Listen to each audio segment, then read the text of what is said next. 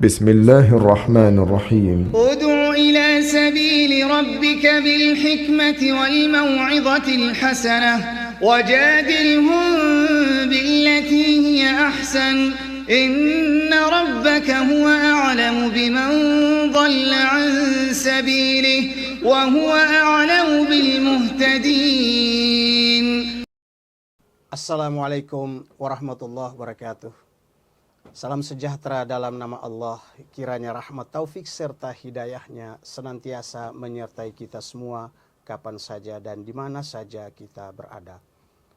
Salawat dan salam untuk Rasulullah junjungan kita Nabi Muhammad sallallahu alaihi wasallam bersama segenap keluarganya, para sahabat serta seluruh pengikut-pengikutnya, termasuk saya, Bapak, Ibu dan saudara-saudaraku sekalian.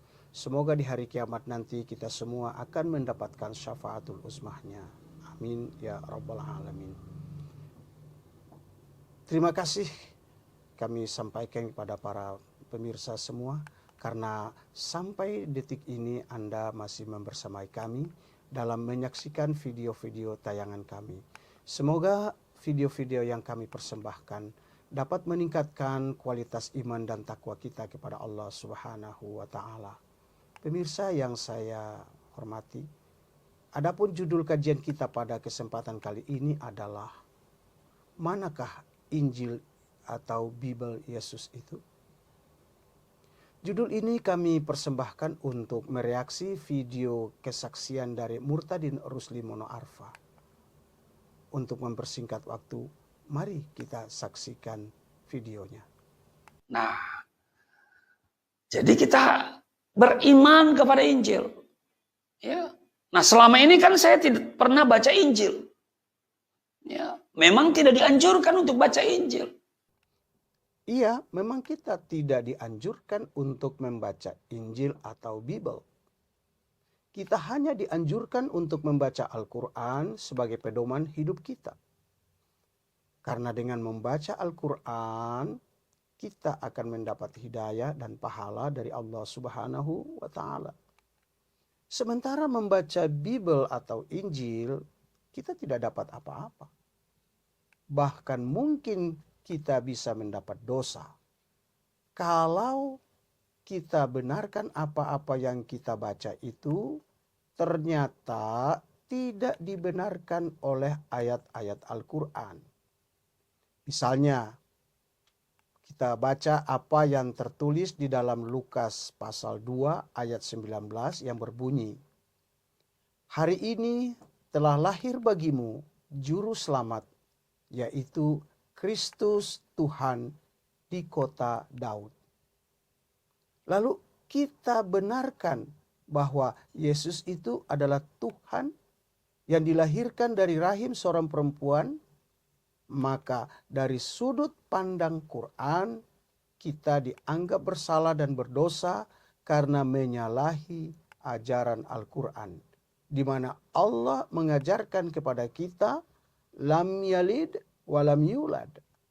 Allah atau Tuhan itu tidak beranak dan tidak pula diperanakan.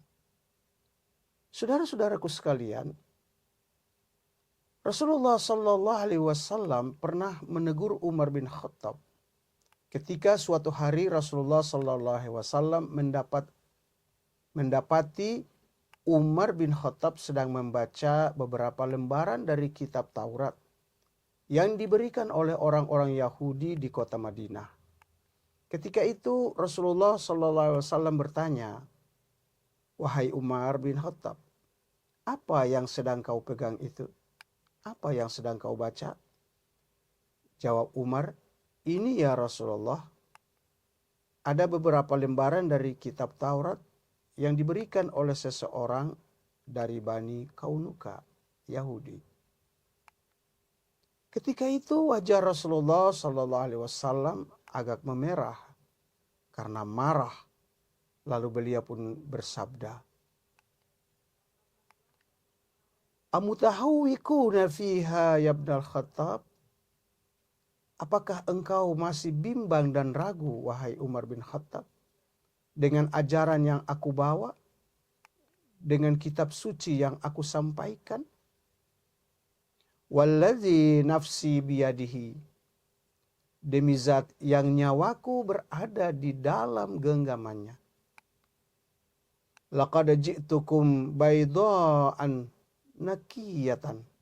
Sungguh, aku telah membawa ajaran yang putih bersih, terang dan jelas.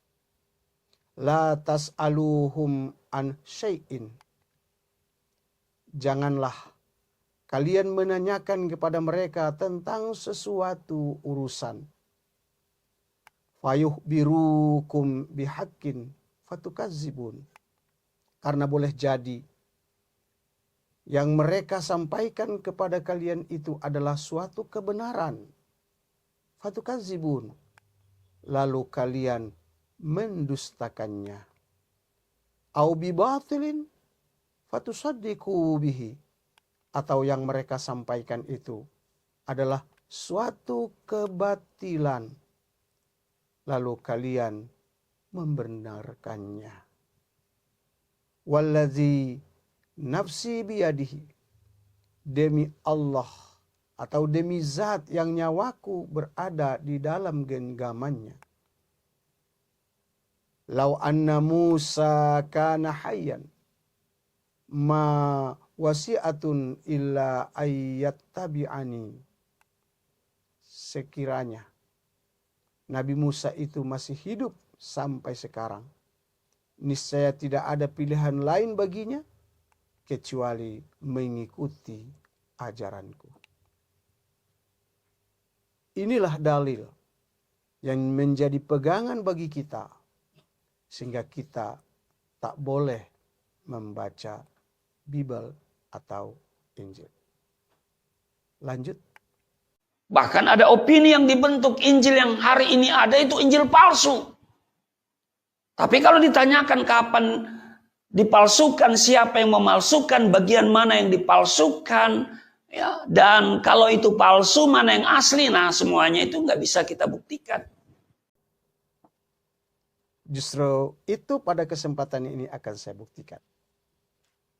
Kita memang yakin dan seyakin-yakinnya bahwa Allah pernah memberikan Injil yang berisi firman-firman Allah kepada Nabi Isa alaihissalam yang disebut Yesus Kristus oleh umat Kristiani. Itu betul. Itu betul. Namun kita tidak yakin 100% kalau Injil yang dipegang oleh umat Kristen sekarang ini adalah Injil yang sama seperti yang diberikan Allah Subhanahu wa taala kepada Nabi Isa alaihissalam. Alasannya adalah pertama, firman Allah surat Ibrahim ayat 4 yang berbunyi sebagai berikut. Wa ma arsalna mir rasulin, dan kami tidak mengutus seorang rasul pun illa bilisani qaumihi liyubayyina lahum, kecuali dengan bahasa kaumnya agar dia dapat memberi penjelasan kepada mereka. Ayat ini menerangkan kepada kita bahwa Allah dalam menyampaikan firman-Nya kepada rasul-rasul atau nabi-nabi yang akan diutusnya adalah dengan menggunakan bahasa yang digunakan oleh nabi atau rasul yang akan diutusnya itu.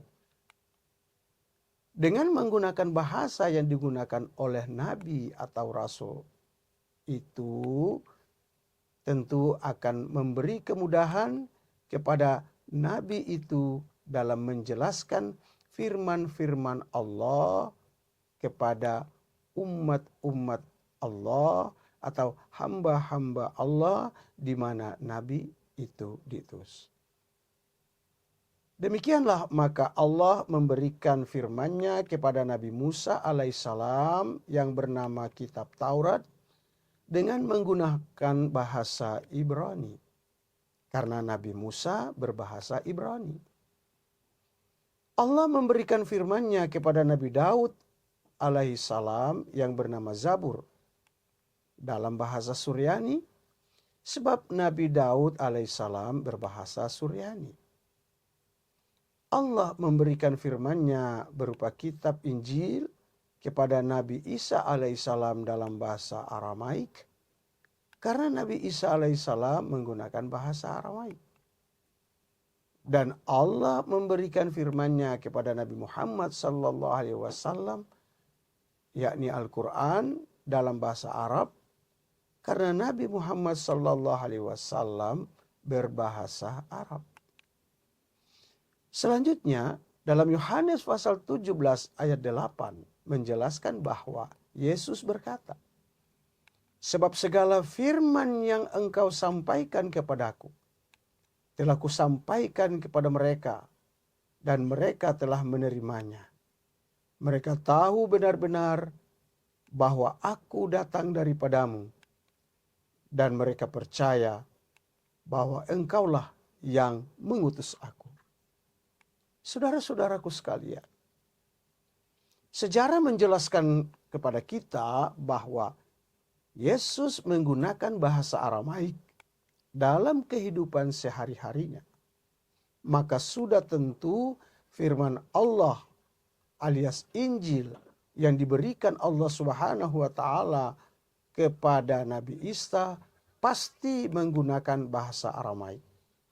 Dengan demikian, maka Injil yang asli itu haruslah berbahasa Aramaik. Sebagaimana kitab suci Al-Quran menggunakan bahasa Arab, karena Nabi kita berbahasa Arab. Kita menolak terjemahan Al-Quran disebut Al-Quran, karena Al-Quran itu adalah naskah asli yang bertuliskan huruf-huruf Arab, bukan abjad bahasa Indonesia. Jadi kita menolak kalau terjemahan Al-Quran itu disebut Al-Quran. Karena itu hanyalah terjemahan dari Al-Quran. Maka kita pun menganggap bahwa Injil yang dipegang oleh orang Kristen di Indonesia itu adalah Injil palsu. Injil yang asli seharusnya bertuliskan abjad-abjad Aramaik, bukan abjad bahasa Indonesia. Kalau begitu, boleh tidak kitab suci itu diterjemahkan ke dalam bahasa lain? Oh, boleh saja, tak ada masalah. Asalkan disertakan dengan naskah aslinya. Sehingga bila terjadi kekeliruan dalam penerjemahannya, kita bisa kembali merujuk kepada naskah aslinya. Sehingga tidak terjadi penyimpangan. Itu alasan yang pertama. Alasan yang kedua, para penulis Injil ini, mereka menulis Injil bukan di saat Yesus masih hidup, tetapi ditulis setelah Yesus wafat. Untuk memperkuat alasan kami, mari kita dengarkan apa yang disampaikan oleh pendeta di video ini. Injil kapan ditulis? Dengar. Injil yang pertama ditulis adalah Injil Markus. Ditulis antara tahun 65 sampai tahun 70. Sudah sekian lama Yesus sudah tidak ada lagi. 30 tahun Yesus sudah tidak ada di dunia, baru Injil yang pertama yaitu Injil Markus ditulis. Injil Matius ditulis tahun 70 sampai tahun 700, tahun 100. Injil Lukas ditulis antara tahun 80 sampai 100. Injil Yohanes ditulis antara tahun 90 sampai 100. Dengan demikian, maka bagaimana caranya kita mengkonfirmasi kepada sang penerima firman yaitu Yesus Kristus, jikalau di antara para penulis Injil itu ada yang memanipulasi ayat. Sementara sang penerima firman Allah yakni Yesus Kristus sendiri telah kembali ke hadirat Allah Subhanahu wa taala. Saudaraku sekalian, coba tunjukkan kepada kami bagaimana caranya kalau ada ayat-ayat yang dimanipulasi lalu kita mau mengkonfirmasi kebenarannya. Inilah salah satu kelemahan daripada Injil bila dibandingkan dengan kelebihan daripada Al-Quran. Pemirsa yang saya cintai, Al-Quran meskipun belum dibukukan di zaman Nabi, namun Nabi pada waktu itu setiap kali beliau menerima firman Allah, beliau segera memanggil juru tulisnya yang bernama Zaid bin Sabit untuk menuliskan firman Allah yang telah diterimanya di kulit-kulit kambing, kulit domba, kulit sapi, onta, dan pelepah-pelekah kurma. Bahkan Nabi kami Rasulullah SAW, Nabi Muhammad memiliki puluhan hingga ratusan sahabat yang menjadi penghafal-penghafal Al-Quran. Sama seperti Nabi juga yang menghafal setiap firman yang Allah berikan kepadanya. Firman-firman Allah yang Allah sampaikan kepada Nabi itu berdasarkan peristiwa yang terjadi untuk menjawab persoalan hukum yang ditanyakan orang kepada Nabi. Itulah sebabnya setiap surat dan ayat di dalam Al-Quran ada riwayat turunnya yang disebut asbabun nuzul. Sebab-sebab turunnya ayat. Dan ini tidak ada di dalam agama lain selain Islam. Betul? Itulah sebabnya Al-Quran yang disampaikan kepada Nabi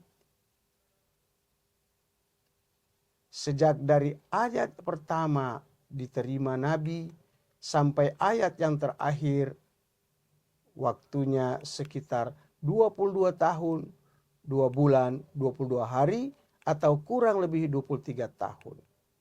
Selama itu setiap tahunnya terutama di bulan Ramadan malaikat datang dan memerintahkan pada Nabi untuk mendiktekan Al-Quran kepadanya.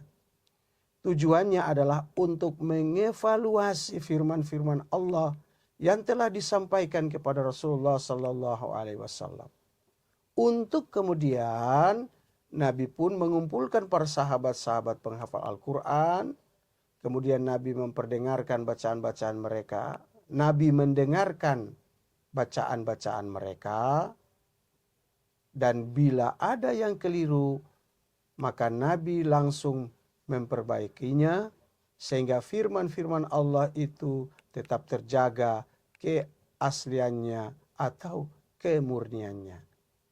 Beda dengan Injil kan? Beda sekali bro. Injil itu ditulis kurang lebih 30 tahun sesudah Yesus berlalu dari dunia ini. Yang menurut orang Kristen terangkat ke surga. Karena itu ketika ada ayat-ayat Injil yang bertentangan satu dengan yang lain, bingung untuk menjelaskannya. Jangankan pendeta atau pastor, para penulis Injil pun tidak mampu untuk menampilkan atau menuliskan secara terang dan jelas firman-firman Allah yang diterima Yesus dari Allah, yang diajarkan oleh Yesus. Mau bukti? Mari kita adu. Pertama, baca Yohanes pasal 17 ayat 8.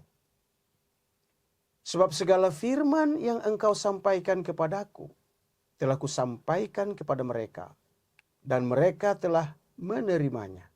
Maksudnya firman Allah atau Injil yang Allah sampaikan kepada Nabi Isa telah menyampaikan kepada murid-muridnya. Kata Yesus selanjutnya, mereka tahu benar-benar bahwa aku datang daripadamu. Di sini Yesus menjelaskan bahwa para muridnya tahu bahwa Yesus itu datang dari Allah. Firman yang Yesus sampaikan itu berasal dari Allah. Dan mereka percaya, para murid juga itu yakin bahwa engkaulah yang mengutus aku, bahwa Yesus adalah utusan Allah. Sekarang saya bertanya, mana itu firman Allah yang diterima Yesus dan yang diajarkan Yesus kepada murid-muridnya? Ada? Kalau ada, ayo tunjukkan. Yang kedua, Matius pasal 11 ayat 1. Setelah Yesus selesai berpesan kepada 12 muridnya, pergilah dia dari sana untuk mengajar dan memberikan Injil di dalam kota-kota mereka. Mana pengajaran dan pemberitaan yang diajarkan oleh Yesus? Ada? Kalau ada, silakan tunjukkan. Yang terakhir, Galatia 1 ayat 11 dan 12. Kata Paulus, sebab aku menegaskan kepadamu, saudara-saudaraku, bahwa Injil yang kuberitakan itu bukanlah Injil manusia, karena aku bukan menerimanya dari manusia, dan bukan manusia yang mengajarkannya kepadaku, tetapi aku menerimanya oleh pernyataan Yesus Kristus. Sekarang tunjukkan, mana firman-firman Allah atau Injil yang Yesus ajarkan kepada Paulus, dan mana firman-firman Tuhan yang diajarkan oleh Paulus kepada para pengikut-pengikutnya. Demikianlah materi kajian yang bisa saya persembahkan pada hari ini. Semoga bisa memberikan manfaat bagi kita semua, baik dunia maupun akhirat. Terima kasih atas segenap atensinya, segenap perhatiannya. Mohon maaf atas segala kehilafan dan kekurangan. Semoga Allah senantiasa memberkahi kita. Demikian, Assalamualaikum warahmatullahi wabarakatuh.